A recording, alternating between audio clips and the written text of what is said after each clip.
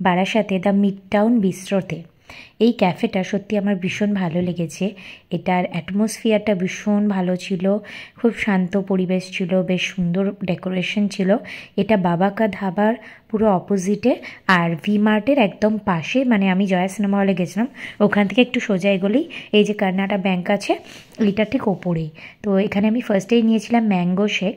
তো এইটা আমার বেশ রিফ্রেশিং লেগেছে, কোয়ান্টিটি এবং কোয়ালিটি দুটো কিন্তু বেশ ভালো। আর আমার সত্যি বলছি, এটা খাওয়ার পরেই আমার ফার্স্ট রিয়াকশন এটাই ছিল যেটা দারুণ খেতে, কারণ এটার মধ্যে কিছু ম্যাঙ্গো জেলি দেওয়া ছিল যেগুলো মুখে পড়ছিল এবং এটা সত্যি খুব মানে রিফ্রেশিং ছিল।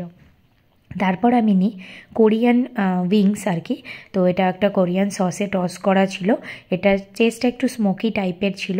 আর এটা প্রাইসটা আমার মনে নেই বলে আমি 230 অ্যাপ্রক্স বললাম। আর এটা কিন্তু খেতে বেশ সুন্দর ছিল, মানে উইংস খেতে আমরা খুব ভালোবাসি, তো এটা আমার খুব ভালো লেগেছে। অনেকটা বারবিকিউ টাইপেরই, টেস্টটা জাস্ট একটু ডিফারেন্ট। তারপরে আমি বেসিক্যালি বলে দিই আমি যেটার জন্য গেছিলাম, সেটা হচ্ছে চিকেন লাজানিয়ার জন্য। এটা আমি আরেকটা ক্যাফেতে পাইনি বলে আমি বাধ্য হয়ে সেখান থেকে বেরিয়েও গেছিলাম। তো এখানে গিয়ে থ্যাঙ্কফুলি আমি পেয়ে গেছি। আর এখানে লাজানিয়াটা আমি নিয়েছিলাম চিকেন চিজ লাজানিয়া। আর এটার মাঝে মাঝে পাস্তা দেওয়া ছিল না, পাস্তারই ম্যাটেরিয়ালে একটা লেয়ার দেওয়া ছিল, তো যেই কারণে এটা টেস্টে কিন্তু বেশ ভালো লাগছিল। আর ছোট ছোট পাস্তার ওরকম টাইপেরই টুকরো দেওয়া ছিল, প্রপার আমরা যে পাস্তাগুলো খাই ওরকম ছিল না। আর চিজের কোয়ান্টিটিও খুব ভালো ছিল। আর এটারও কিন্তু দাম অনুযায়ী দুজনের জন্য এটা খুবই ভালো, মানে আমি এখনও বলছি এবং আমার জিভে জল চলে আসছে। তো এটা তার সাথে দুটো গার্লিক ব্রেড দেওয়া হয়েছিল। তো তোমরা যদি কখনো এইখানে যাও বারাসাতে, আমি বলবো একবার এই ক্যাফেটায় যেতে পারো, মানে মাস্ট ট্রাই।